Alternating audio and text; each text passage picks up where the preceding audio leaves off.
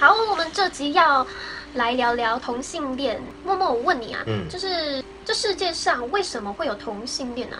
有些人会说，哦，同性恋他可能是投错胎了，就可能他原本是男生或女生，他本来女生好了，结果进到男生的躯壳里。对啊，灵魂有分男女吗？灵魂其实没有分男女。哦，这样。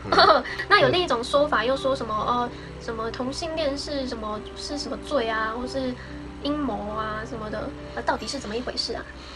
这个事情是这样啊，就是灵魂它原本就没有男女的属性嘛。那今天一个灵魂它进到男生的躯体，它就变男生；进到一个女生躯体就变女生；进到一条鱼的躯体，有的鱼没有雄性、雌性之分，它就变不是男的也不是女的。所以身体只是一个载体嘛，就像一台车一样。你是开车的人，你的灵魂就像司机一样。至于你开的是男生属性的车还是女生属性的车，那只是车子的分别，灵魂本身并没有分别。那为什么有同性恋？每个人身体、每个人的灵魂里面都存在着两性的属性，阴阳属性同时存在在身体里面。男生要表现出理性刚强，然后其实男生也有温柔，然后有创意艺术的特质。本来就男女共存的阴阳本来就存在于每个人的体内。女生也可以很凶啊，也可以很刚强。看我肌肉，肌肉。对啊，就我可以很 man，对啊，其实我也可以很女生，很女人，女生应该我演了哦。你试试看 man 的跟不 man 的。man 的跟不 man 的，怎样？哦，真 man 的，好像很 low， 很 low 吗？很 man， 都是赘肉，你比什么？赘肉也可以比啊，可是有时候要比个样子出来。那不 man 的呢？不 man， 比较柔性的。什么柔性？哪有？没有这种事啦。其实观众很多也是这样子的，又不是只有我。我觉得你在镜头前没有发挥到100%。我觉得不够放得开。好，继续。这个男生女生这种问题，灵魂来之前呢，我发现是这样，因为这个事情有的说有阴谋论，有的说众说纷纭，但是我相信这。凡是有族群就会被操作，这是不变的事实嘛。那像以美国来说，同性恋的人口占所有人口的2%左右，哇，这是一个很庞大的数字。有这么大的一群人，不好好利用他们来做某种诉求，是太可惜了。所以一定会被操作作为某种政治或者什么的操作，一定会这样子，很自然。而且这些人他很急于去伸张他们自己的权益嘛，那就会被某些人是说我很支持同性恋啊，但是我是某种政治诉求啊，你也来支持我，那些人说好啊，互相配合，那就会变成利用为其他的目的啦。那所以不要管他说是不是有阴谋或政治操作或什么，这只要是一群庞大的族群，一定会有一些这些问题存在。对，一定会有一些。所以我们不探讨他罪恶，或者说那个政治啊等等那些阴谋啊操作，我们比较不讨论这些，这世界本来就会这样运作的，本来就不管是什么事情都会有一些对啊利益什么的，没错。那我们只是很单纯讨论说，据我所知啊，我看到的同性恋，他们的灵魂大部分都散发一种光彩，而且都很美丽、很美好。对啊，就他们频率都很高。那为什么会有这种现象？我仔细去感觉它是一种灵魂来到这边之前，他就已经决定好他要扮演这样的一个角色，就是他因为这个世界是这样，男生女生这个划分的非常清楚，很清晰，而且很多事情不是在一种很平等、很自然的状态下，它是一种规范。在我们信念里会被规范得很死，男生就只能怎样怎样，女生就只能怎样怎样，它不是一种对等的关系。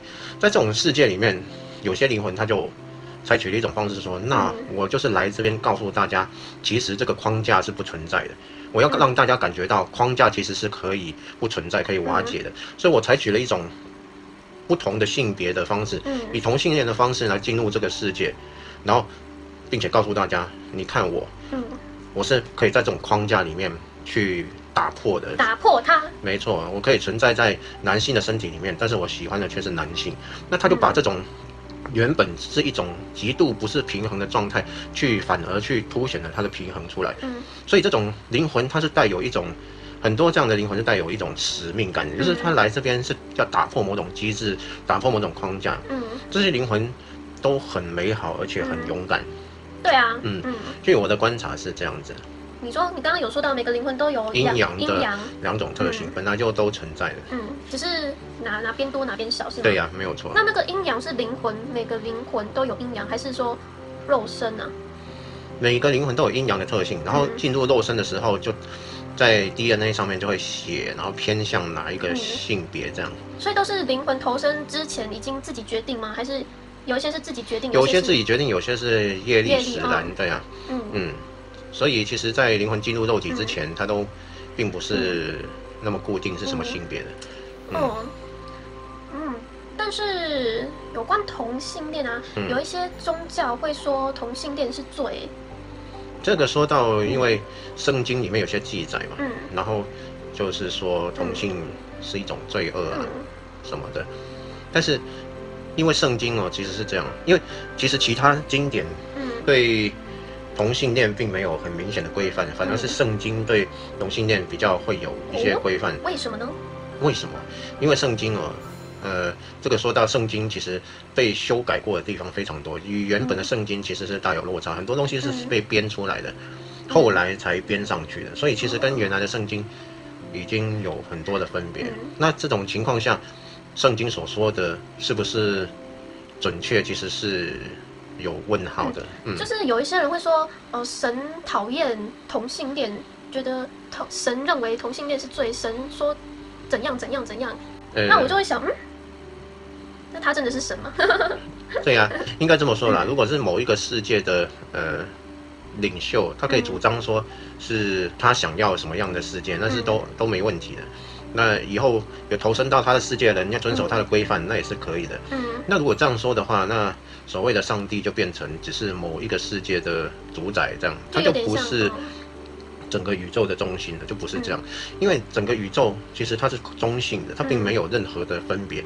所有的分别，每个世界都不同啊。有的世界它主张这样，有的世界主张那样，每个世界的系统根本就不一样嘛。那你如果所谓的宇宙的中心、宇宙最大的主宰，它是有某种信念架构，那只是变成说偏向某个世界而已啊。它怎么会是宇宙的最终的主宰呢？所以这是有疑问的。就是它只是某一种信念架构下的主宰。每个世界都有每个世界不同的架构啊，那为什么它这样的系统却是世界的主宰？所以这是不通的。就是世界的中心，它就是有点像钟摆中间的那个轴心一样，它本身是中立的，而没有任何的批判，没有任何的偏向，它只是纯粹的帮助大家显化大家内心所要显化的，它就是一种无穷的能量。无穷的给予，无论你是什么，它都包容你，都给予你能量。这个就是爱嘛，这是无条件的大爱。所以所谓宇宙最中心的主宰，它只是无限的包容，无限的给予，就是这样子。它不会偏向一边啊，不会因为你是同性恋，我就不给你，你是有罪的。然后你是双性恋你是很乖的，我给予你能量，不可能有这样的状态啊。是人可以这样子想，但是真正的宇宙的主宰不会这样想。宇宙最大的主宰，他其实并不会有任何的想法去干涉人类体验世界。就是每个人他是自由的，他用自己的信念去体会他的世界。今天我用同性恋的信念来体会这个世界，那我进入了这个世界，然后体会到别人对我的歧视，然后我再从中伸张我的自由等等，然后并且能够以很有爱心的方式、有爱的方式来找到我的伴侣，因为毕竟是人海茫茫里面，这毕竟是少数，我很难说在随随便便认识一个人，他就跟我是同样的这种性向，这些都不是那么容易达成，所以他的困难度会更高。对啊，他必须更有爱心等等。对啊，这整个过程都是在一种他以他的信念方式，然后如何在这个世界展现爱。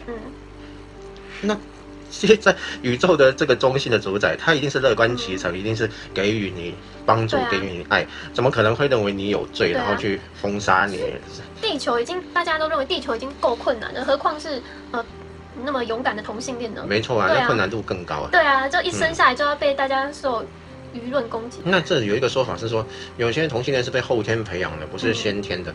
当然，任何系统的操作都是有可能的，就是神棍也有人相信啊，所以什么事情都可能会被洗脑，这是有可能的。就是原本一个双性恋人，也可能被洗脑成你其实是同性恋，这也是有可能的，不是没有可能。任何事情都有操作的可能。我们只是很单纯去说，就是原本先天就已经是有这种性向的人来到这个世界上，他是有某种灵魂的这种勇敢的决定才这么做的。这是一种，我是觉得我们对于同性恋要有更多的包容吧，因为他们已经是很勇敢的灵魂，来到这个世界上。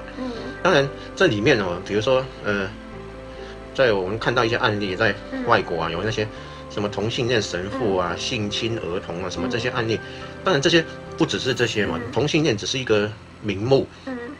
性侵这件事本身就是一种问题啊，不是性侵儿童就有问题，然后性侵大人就没有问题，或者性侵同性有问题，性侵异性就没有问题，不是这种问题啊，你性侵谁都是一个罪，都是问题，就是会有恶业的那种。没错啊，所以会有人把这个又归咎于是一个同性恋的阴谋啊什么，然后一些什么会去性侵儿童，然后性侵儿童的比例里面有多少是因为都是同性恋这样。我觉得这种东西当然是可以被塑造，然后被抹黑啊，也可能是，就算它真的发生了，它可能是一种，也是可能有一些操作，就看你在哪个平行宇宙。没错啊，但是对于先天来这边就有这样取向的灵魂来说，通常都是非常勇敢而美好的。